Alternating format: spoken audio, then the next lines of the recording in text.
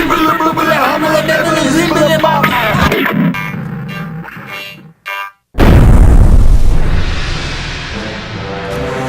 to Andy's Little Sci-Fi Horror Show. My name's Andy. This is my little 10-minute window to the rest of the world. Right now, I am in the great city of Worcester, Massachusetts, outside Drew's house. It's Monday, and I don't know if he's expecting me. He's supposed to be expecting me because I sent a message. So we're about to find out. We're going to come up on his door right now. An interesting thing about happened to us recently up here in New England, we've had some miserable weather. Talking like snow, ice, freezing, whatever you can possibly imagine and don't want on the roads, it's been on the roads.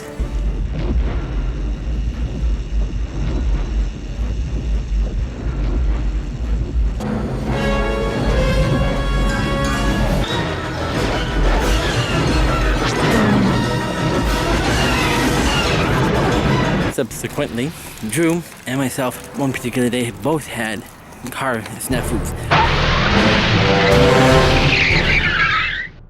Come on. We got him.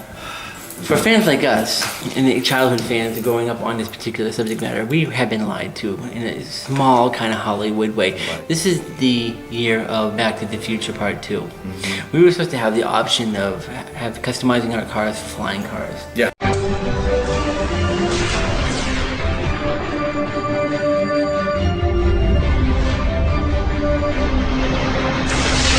When I thought about that, and I realized I don't know if that would be even a really good idea. I mean, because imagine, what made them people think that within 20 years we would get over some kind of auto vertigo of flying a car? Well, considering I started 2015 with a car accident. Yes, we're going to hear all about it. So what is car number 10? What is it? Let's go see it. Yeah, let's go take a look. Give a brief synopsis of what happened. Apparently people in Massachusetts, when it's snowy, don't know how to slow down when snow hits the ground. Hey, that's a Worcester thing. Don't lump me in with you. No, I mean, some people. So, as a result, I was stuck, basically working on trying to go into a street, but a guy literally plowed into me, and I ended up getting this rental car. Don't fall. It's very icy here. This is the new Beast for next week. It's from Virginia. It's a Southern Belle. What's her name? Well, car number 10. I'll call her Crystal. Sexy and big. 18-inch rims. Wow, nice. And silver. Sexy. Yeah, it's not set to the right time though. You did the wrong way. You do not fit the style of this car at all. Dude. Does it feel weird as it looks? Yeah, it does. I mean, look, it was either this or a Hyundai Sonata, and I was not driving out of there with a Sonata. Wow. As we said before. Whoa. Is this the light? Yeah, that's the light. It'll work. We'll break.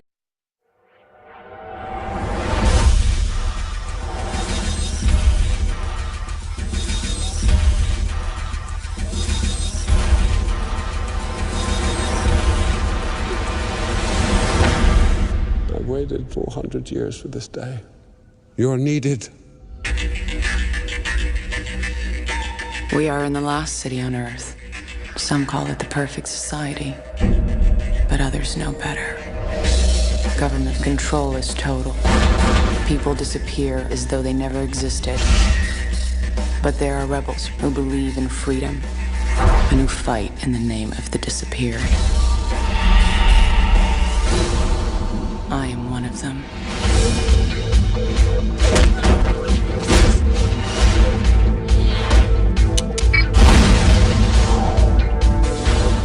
We have an assignment. The government's protecting something. We want you to eliminate Chairman Goodchild. Do this, and we will have our victory. Ready? Always.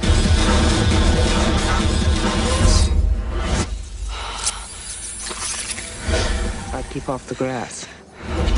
She's coming. Get to a safe place. Good boys. Our world is beautiful, worth preserving at any cost. You're pathetic. I'm afraid we're going too far. This is a war, and people on all sides die. Amateurs. You may want to duck.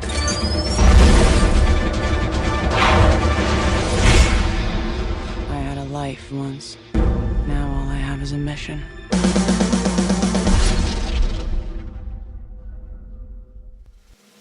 But the concept of that was a scary world because it was about a city, and there were only 5 million residents in that city, in a small, one concentrated area, and basically the souls were recycled, and there weren't any natural births, and it was all controlled by this, evil corporation.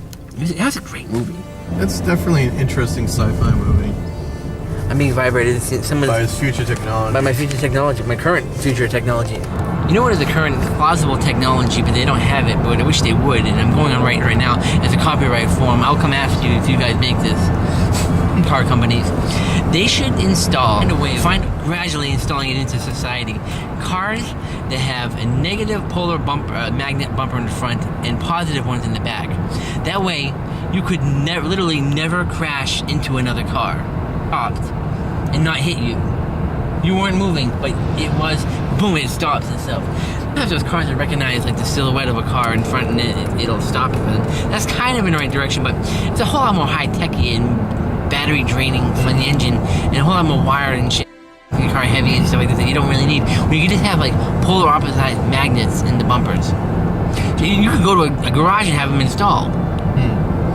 See, that's an idea I had. Yeah. The other idea was Nerf bumpers, but then it'd get wet and it'd get heavy and you'd waste gas, carrying all that water weight. The other thing that the Back to the Future car they didn't really think of is the aerodynamics of a flying vehicle. I mean, would this car fly better than a Volkswagen Bug? The DeLorean is like the perfect car. It's like a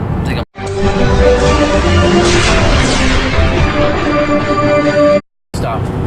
Yeah, pretty much. Remember, I had a Lamborghini, and would you have horsepower in the sky? Wouldn't all the cars fly the same? We put a Lamborghini on the ground, and then you take off, and then it's the same as a Toyota. Would it be worth it? Or could you fly faster in a Lamborghini? That's a good question. I think that some of those cars, though, you'd be surprised. They would probably have more drag on them than others. Yeah, I imagine you would. I mean, the palation was from the wheels, right, on the bottom and in the back. How do you sustain that?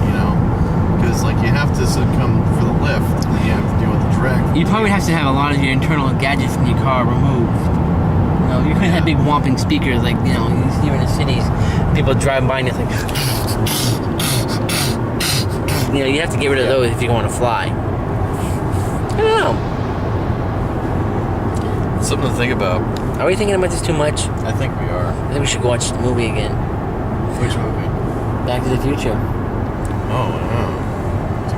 That's a good point. What does my fly? Chicken. Chicken calls me chicken. Wow. Well, we're almost at the mall, and on that note, my name's Andy. And I'm Drew. Car victims of a bad storm and an idiot driver. Yeah. It wasn't me, the idiot driver. No, I'm not the idiot driver. I'm the victim.